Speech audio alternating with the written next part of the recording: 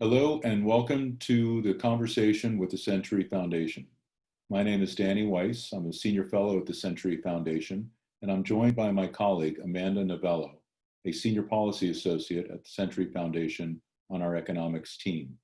Today, we're excited to have a conversation with Congressman Andy Levin about a topic that's on a lot of people's minds, namely how to protect workers and ensure their rights when they return to the job during the coronavirus pandemic. Congressman, thank you for being with us today. So before we get to the topic of worker safety and worker rights during a time of corona, we wanted to check in with you about how things are going in your district. We have the simultaneous influence of the pandemic and the very significant protests and outrage over the police killing of George Floyd and other Black men and women, and the demand for racial and economic justice. What are things like right now in your district? Well, I'll tell you, things are both simultaneously very, very difficult, Danny, but also very hopeful because people are really making their voices heard.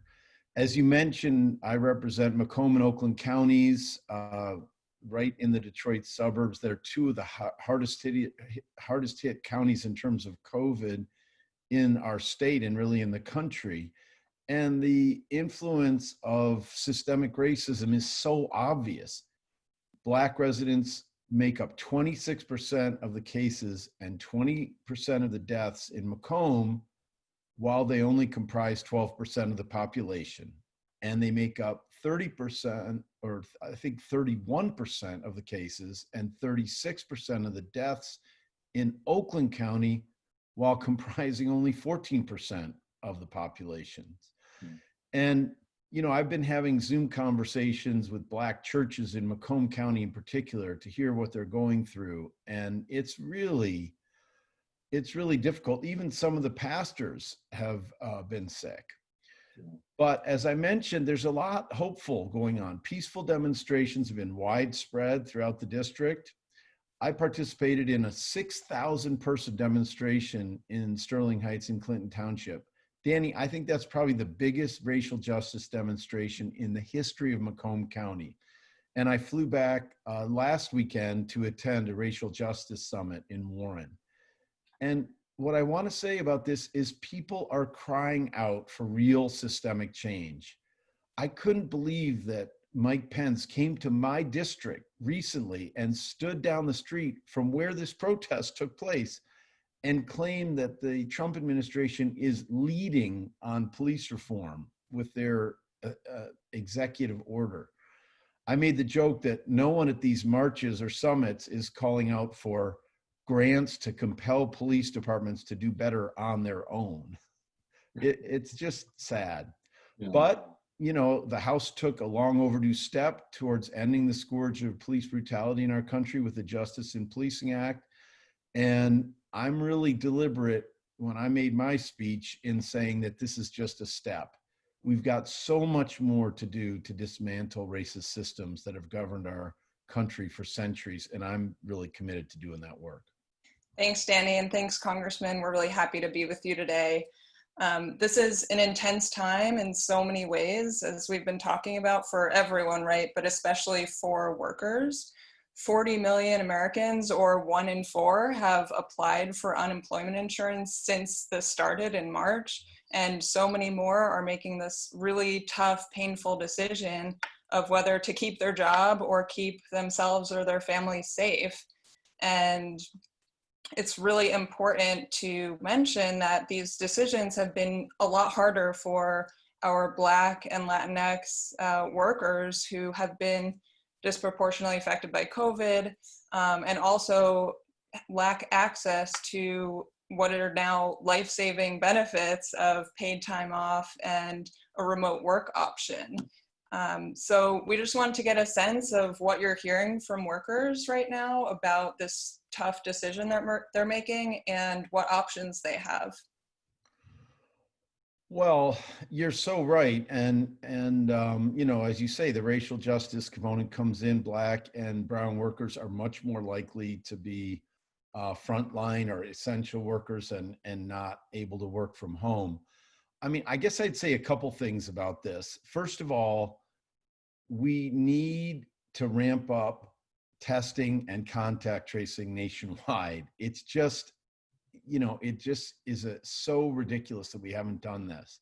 And that's why I wrote and introduced the Coronavirus Containment Corps Act with Senator Elizabeth Warren to stand up a nationwide contact tracing program and stop the virus in its tracks and get our death rate down, way down, and our reproduction rate way down, more like it is in countries like South Korea, New Zealand, Germany, Iceland, such a wide variety of countries that have contact tracing provisions. I'm really proud to say that key provisions of the CCC Act were adopted in the HEROES Act that we passed in the House, but I'm urging the Senate to take this up ASAP because we're losing lives every week that they don't act. More broadly, employers have to adapt and ensure that their workplaces are safe for workers, period. And to help make that happen, the U.S. Department of Labor must issue an enforceable standard that requires employers to implement measures to keep all their workers safe. It would also ensure that employees have a right of action if things aren't kept safe for them. And I've been pushing OSHA on this since the beginning of the crisis. I did it again in a hearing just a couple weeks ago. And the HEROES Act, again, requires OSHA to do this. So we need the Senate to get in the game.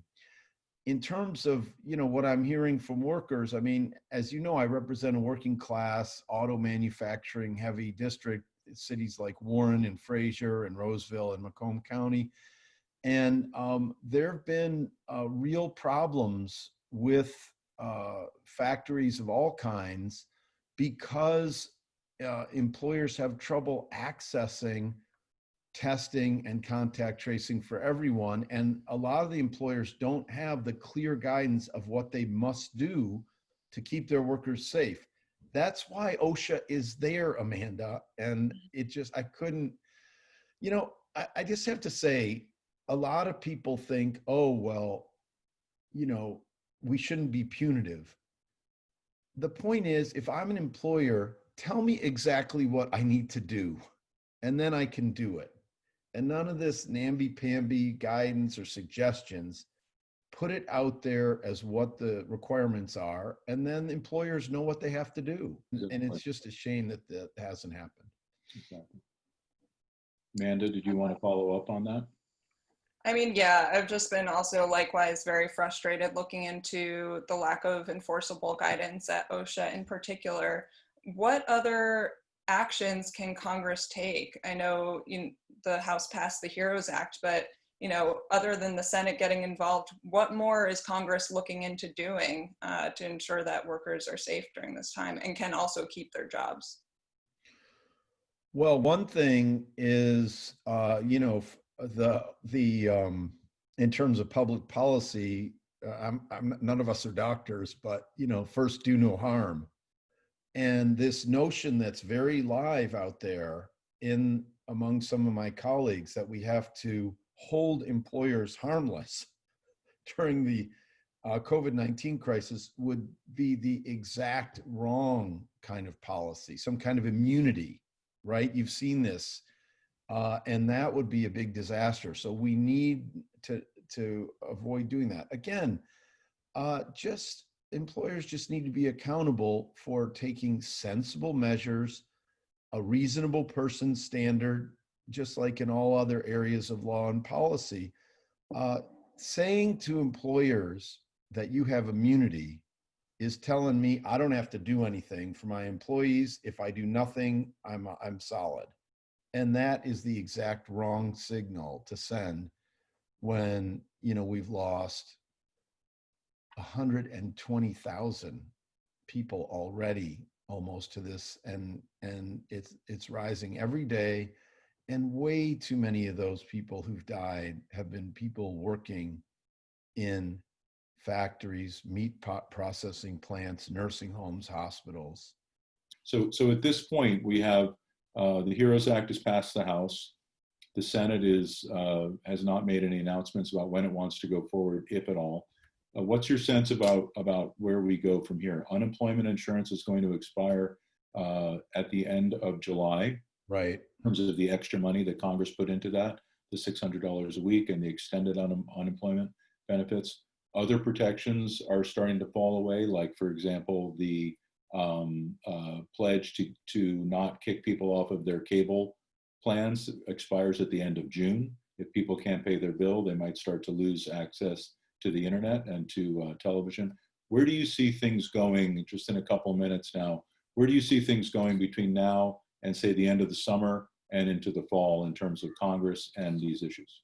I mean, let's speak about unemployment benefits specifically. I mean, as you mentioned, in the HEROES Act, we extended both the extension of unemployment benefits in general and the $600 a week pandemic unemployment insurance payments through January 31st, 2021, with a benefits phase out, right? So the House has taken that action. In terms of where I see things going, Sorry, just to clarify, the House has voted for that. Yes. But if it doesn't get enacted, it will expire at the end of July, correct? Exactly. Yeah. And so, yeah, to turn to that aspect of things, I mean, policy is never divorced from politics. So here, Mitch McConnell is over in the Senate with 33 Republicans, I think, who are up for reelection. And you've got economists all across the spectrum, from right to left, saying that unless the Congress does much more, we're going to have a Great Depression that's going to be structural and last years. So I don't think that I think they're going to have to act. Maybe I'm just being hopeful, but if I'm a Republican senator up for reelection, I don't think I can go just say we got a lot of right-wing judges through, and that's all I have to answer to the people of Colorado or Arizona or Kentucky or whatever state I'm from. So I think that they're going to need to act. And also, because there's such a recognition that we can't let state and local government budgets, for example, completely tank, have all those people laid off and no spending happening.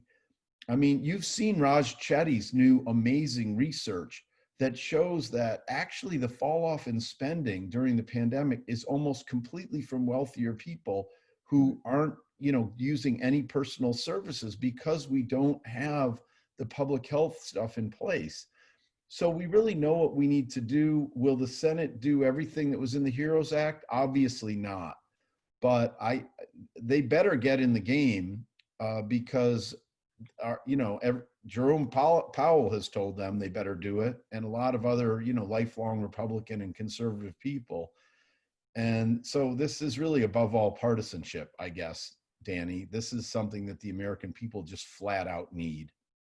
Well, I agree. People need this, and we will end this on your note of optimism that you do see that you're hopeful about things to change, and maybe the gridlock will ease and we'll get something done.